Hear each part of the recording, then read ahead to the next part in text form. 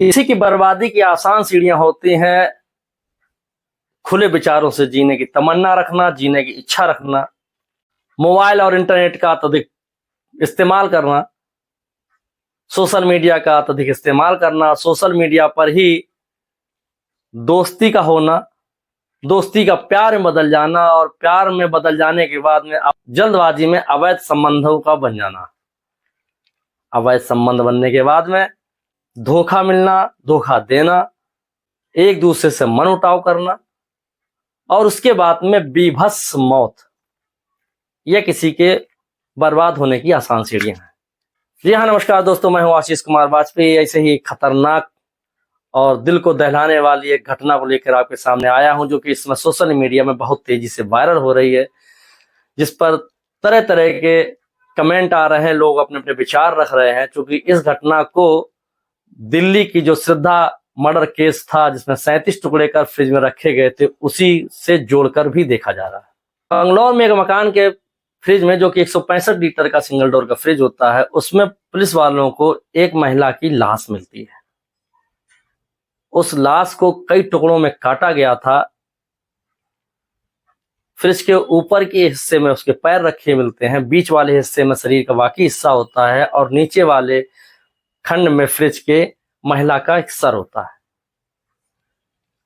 जिसने भी इस घटना को देखा, या तो वो बेहोश हो गया या वो चीत्कार कर उस कमरे से बाहर निकल आया। पुलिस कर्मियों की भी इतनी हिम्मत नहीं हुई कि उस लाश को पोस्टमार्टम के लिए ले जा सकें। ऐसे में उन्होंने पोस्टमार्टम हाउस से पोस्टमार्टम जो कर्मी होते हैं उनको बुलाया, उनके द्वारा वो लाश को इकट्ठा किया और लाश को पोस्टमार्टम के लिए भेजा। जी हाँ दोस्तों, खुले विचारों की पक्षधर महालक्ष्मी, जो कि मूलतः नेपाल की रहने वाली होती है, और महालक्ष्मी के माता पिता नेपाल से अपने काम के सिलसिले में, कुछ कमाने के सिलसिले में बंगलौर में आके बस जाते हैं। महालक्ष्मी की एक बहन भी होती है जिसका नाम लक्ष्मी होता है। उसकी भी शादी वो अपने मनपसंद के लड़के से करती है। हालांकि वो एक मुसलमान होता है, लेकिन खुशहाल जीवन व्यतीत कर रही होती है। महालक्ष्मी की शादी बंगलौर के ही नेलमंगला इलाके के हेमंत दास से होती है।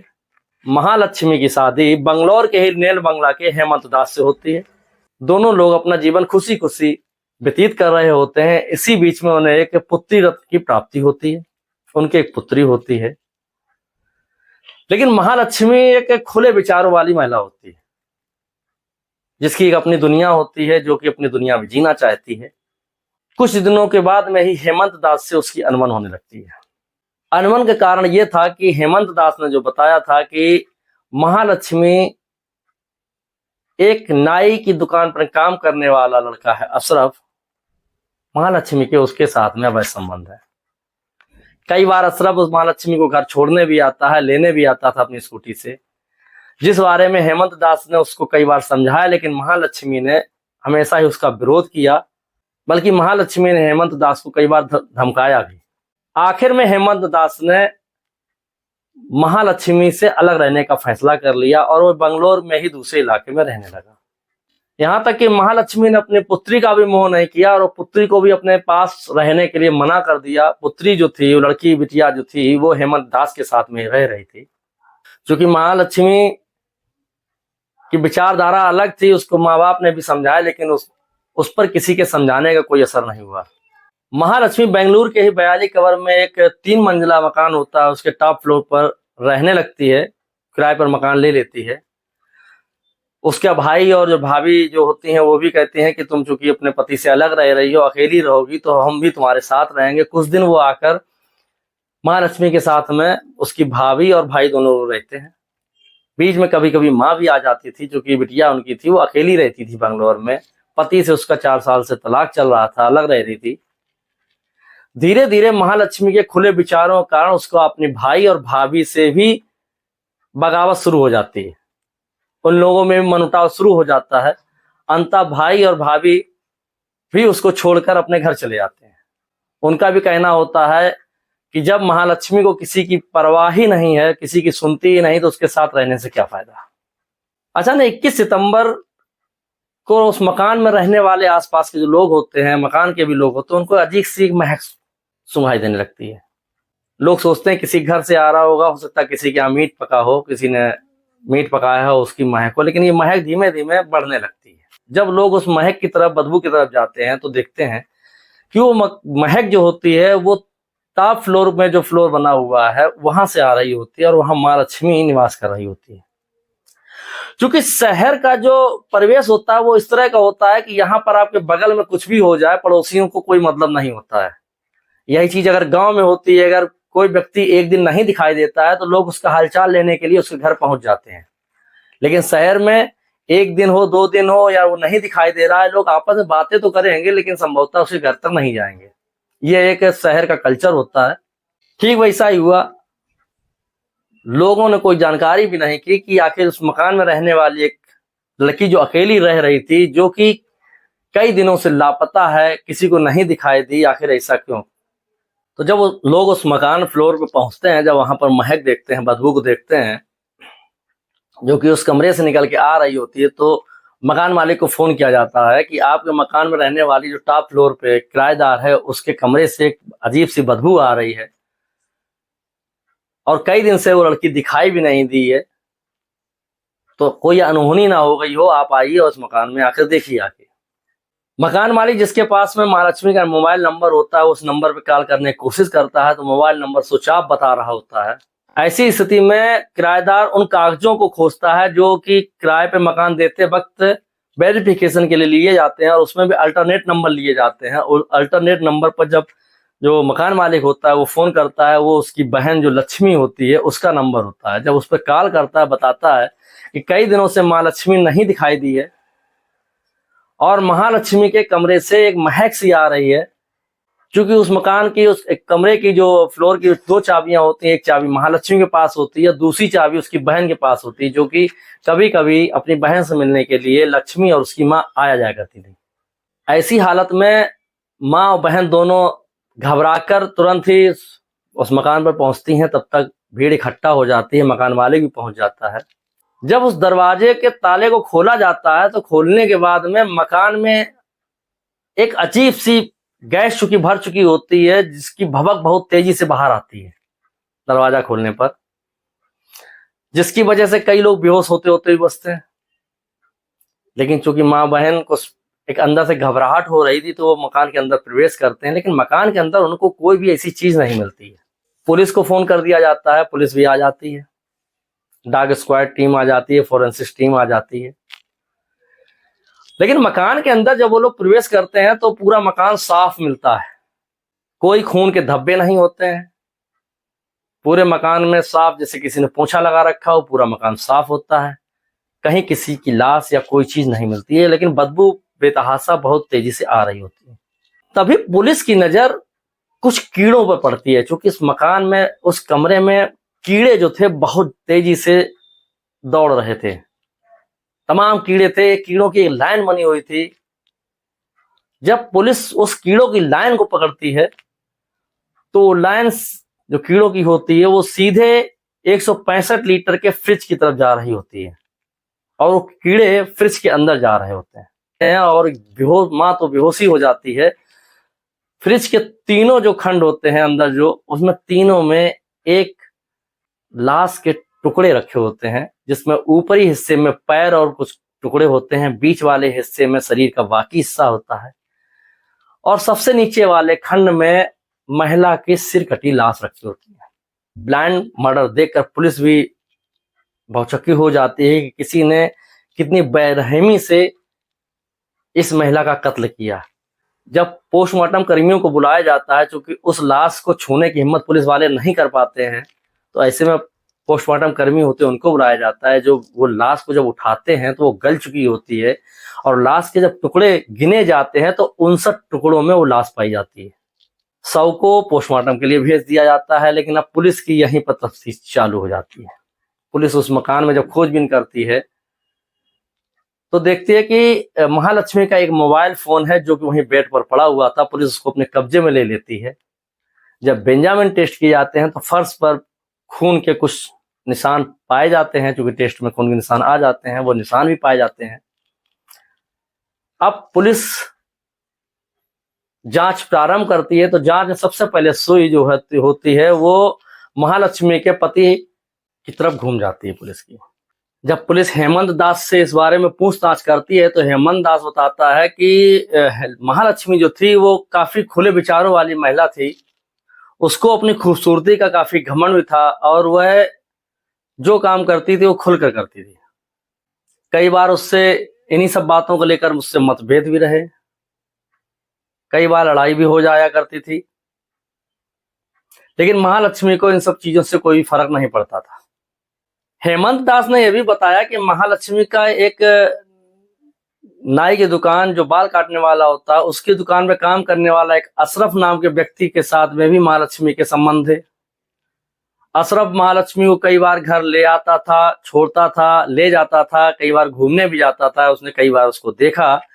इन सब बातों को लेकर हेमंत दास ने कई बार महालक्ष्मी को समझाया कि वो इस तरह का कृत्य ना करे, इससे उसके परिवार की प्रतिष्ठा और उसकी प्रतिष्ठा पर भी आंच आ रही है, लोग तरह तरह की बातें करते हैं।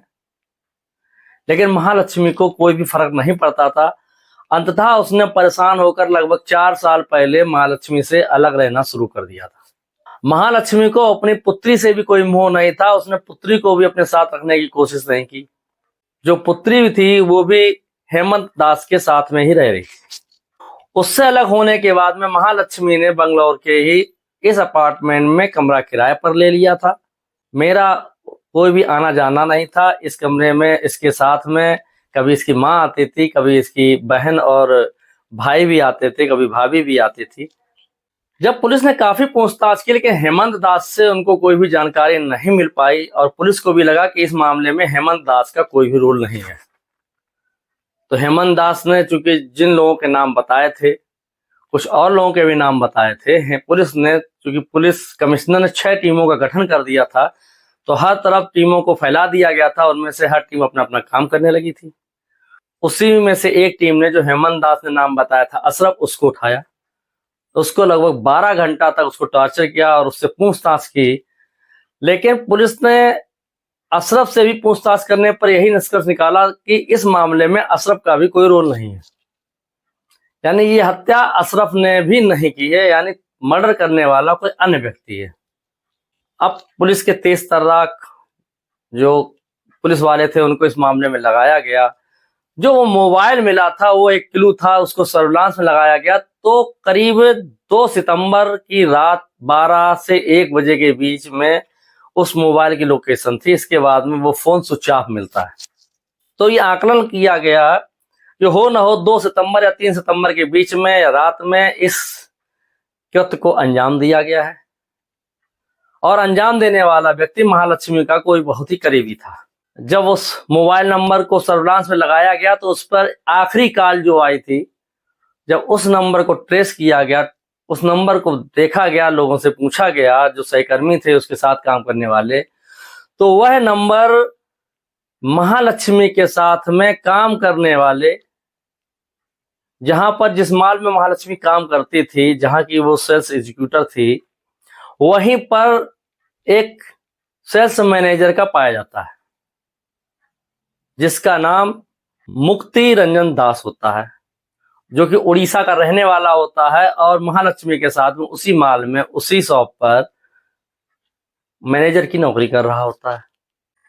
जब कॉल डिटेल को गहनता से देखा जाता है तो पाया जाता है कि उस नंबर पर कई बार बात होती है और 2 सितंबर की रात को भी वो नंबर की, यानी कि मुक्ति रंजन दास के नंबर की लोकेशन और महालक्ष्मी के मोबाइल की लोकेशन दोनों एक साथ एक ही मोहल्ले में पाई जाती हैं। इसका मतलब है कि मुक्ति रंजन दास महालक्ष्मी के साथ में मौजूद था। तब तक पुलिस की दूसरी टीम ये जानकारी करती है कि लगभग 2 सितंबर से ना तो महालक्ष्मी उस माल में गई थी और ना ही मुक्ति रंजन दास 2 तारीख से उस माल में गया था, यानी कि दोनों व्यक्ति 2 तारीख से 2 सितंबर से लापता थे और माल वालों ने या किसी ने ये जानने की कोशिश नहीं की कि आखिर ये दोनों व्यक्ति क्यों नहीं आ रहे हैं। बड़े बड़े शहरों का एक ट्रेंड है कि आप क्या कर रहे हैं क्या नहीं करते, कोई आपसे पूछने वाला नहीं होता है। जब उस नंबर को ट्रेस किया जाता है तो उस नंबर की लोकेशन उड़ीसा के भदोही जिले की निकलती है, जहां का मुक्ति रंजन दास रहने वाला होता है। क्योंकि सोशल मीडिया पर उड़ रही खबरों से मुक्ति रंजन दास को ये महसूस हो जाता है कि हो ना हो पुलिस इस मामले में बहुत तेजी से आगे बढ़ रही है, वो पकड़ा जा सकता है। तो मुक्ति रंजन दास ने एक नया सिम लिया, पुराने वाले सिम को निकाल दिया, लेकिन यहीं पर उसने एक बहुत बड़ी गलती कर दी कि उस नए सिम को उसी मोबाइल फोन में उसने डाल दिया। इससे पुलिस वालों को उसकी लोकेशन बराबर मिल रही थी कि वो इस उड़ीसा में है, और बेंगलुरु से 3 पुलिस टीमों को उड़ीसा के लिए रवाना कर दिया जाता है। इधर कुछ टीमों को जहां पर मुक्ति रंजन दास रह रहा होता है वहां भेजा जाता है। तो मुक्ति रंजन दास का भाई उस मकान पे मिल जाता है, जिससे जब मुक्ति रंजन के बारे में पूछा जाता है तो पहले तो मना कर देता है, लेकिन जब सख्ती से पूछताछ की जाती है तो उसका भाई बताता है कि 3 तारीख को मुक्ति रंजन ने उससे फोन पर कहा था कि अपना सामान लेके उस मकान को तुरंत खाली कर दो, किसी और जगह किराए पर मकान ले लो। जब उसने पूछा ऐसा क्यों, तो उसने बताया कि उससे एक बहुत बड़ा कांड हो गया है, उससे जिसे वह चाहता था महालक्ष्मी, उसका खून हो गया उसके हाथों से। इतनी जानकारी मिलने के बाद में पुलिस ये समझ जाती है कि ये महालक्ष्मी का कत्ल करने वाला कोई और नहीं, मुक्ति रंजन दास ही था। अब मुक्ति रंजन दास के पीछे जब पुलिस पड़ जाती है तो मुक्ति रंजन दास उस मोबाइल को लेकर, चूंकि उसे उड़ीसा में डर लग जाता है कि हो न हो पुलिस उसको ढूंढते हुए यहाँ आ सकती है, तो उस मोबाइल के साथ में वह हावड़ा बंगाल चला जाता है। पुलिस को उसकी लोकेशन बंगाल में मिलने लगती है। इधर एक टीम हावड़ा पहुंचने की कोशिश करने लगती है और एक टीम उड़ीसा पहुंच जाती है। वहां के पुलिस कमिश्नर से बात करती है, वहां के पुलिस वालों को अपने साथ लेती है।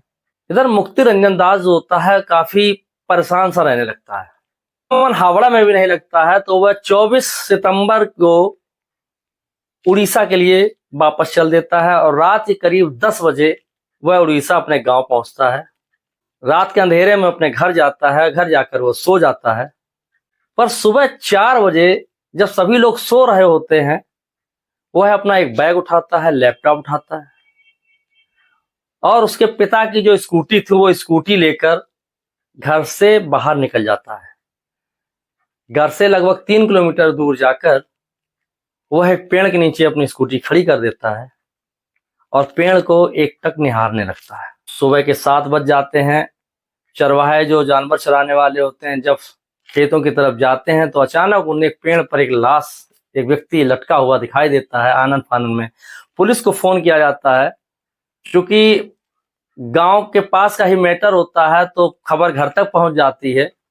मुक्ति रंजन दास के माँ बाप भी मौके पर पहुंच जाते हैं, पुलिस भी मौके पर पहुंच जाती है और लाश को उतारा जाता है। लाश को उतारने के बाद में मुक्ति रंजन के बैग से एक लैपटॉप और एक डायरी निकलती है। उस डायरी में मुक्ति रंजन ने बहुत कुछ लिखा होता है। अब मुक्ति रंजन ने आत्महत्या कर ली होती है, इस बात की जानकारी बंगलौर पुलिस को नहीं होती है। जब बंगलौर पुलिस के घर पहुंचती है तब तक मुक्ति रंजन की मृत्यु हो चुकी होती है। तो बंगलौर पुलिस उड़ीसा पुलिस से संपर्क करती है। तो उड़ीसा पुलिस बंगलौर पुलिस को डायरी दिखाती है जिसमें मुक्ति रंजन ने यह स्वीकार किया था, लिखा था अपनी हैंड राइटिंग से कि वह महालक्ष्मी को बेतहाशा प्यार करता है। वह महालक्ष्मी के प्यार में पागल था और वो जो महालक्ष्मी कहती थी वही वो करता था। यहां तक कि वो जो कमाता था वह भी महालक्ष्मी को ही दे देता था और महालक्ष्मी की डिमांड बढ़ती ही जा रही थी। कभी वो आईफोन, कभी कुछ, कभी कुछ, कभी जंजीर सोने की, इन सब की डिमांड करने लगी थी। यहां तक कि इतना सब कुछ होने बाद में भी महालक्ष्मी मुक्ति रंजन दास को कोई भाव नहीं देती थी। वक्त पड़ने पर वो उसकी जगह जगह पर बेइज्जती भी कर देती थी, जिससे 1.5 साल से मुक्ति रंजन दास अवसादग्रस्त रहने लगा था। वो बार बार महालक्ष्मी को समझाने का प्रयास करता था, लेकिन महालक्ष्मी एक खुले विचारों की महिला थी। मुक्ति रंजन दास के साथ में रिलेशन में होने के बावजूद भी वह कई लड़कों से बात करना पसंद करती थी। इस बात को जब मुक्ति रंजन भी समझाता था तो वो समझने से इनकार कर देती थी, उल्टा मुक्ति रंजन पर ही कोई ना कोई दोषारोपण कर देती थी। मीडिया जानकारी के अनुसार तो यहाँ तक है कि मुक्ति रंजन दास को एक बार महालक्ष्मी ने पुलिस से पकड़वा भी दिया था। तब बड़ी मुश्किल में वो वहां से मीडिया रिपोर्ट के अनुसार 1000 रुपया देकर वहां से छूटा था। डायरी में मुक्ति रंजन दास ने लिखा था कि वह महालक्ष्मी के व्यवहार से बहुत ही ज्यादा परेशान हो गया था। वो उसे पल पल में टार्चर करती थी, परेशान करती थी। उसके लाख मना करने के बावजूद वही काम करती थी जो उसे पसंद नहीं होते थे। 2 तारीख की रात को भी वह घर पर ही था।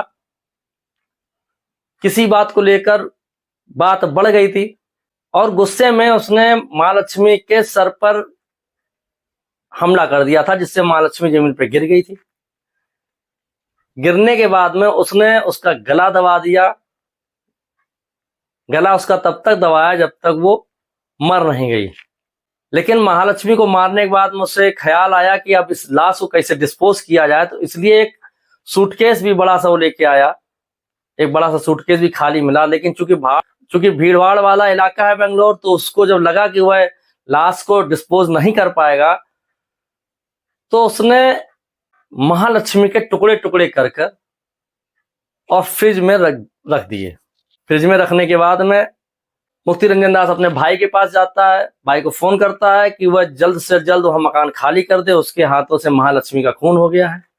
यही बात उसने अपनी माँ को भी बताई थी कि वह महालक्ष्मी को बेतहाशा प्यार करता था, लेकिन महालक्ष्मी के व्यवहार से, वो बर्ताव जो करती थी उससे तंग आ गया था। वो अब उसे ब्लैकमेल करने लगी थी, जगह जगह उसकी बेइज्जती करने लगी थी। इन सब बातों से वो बहुत तंग आ गया था।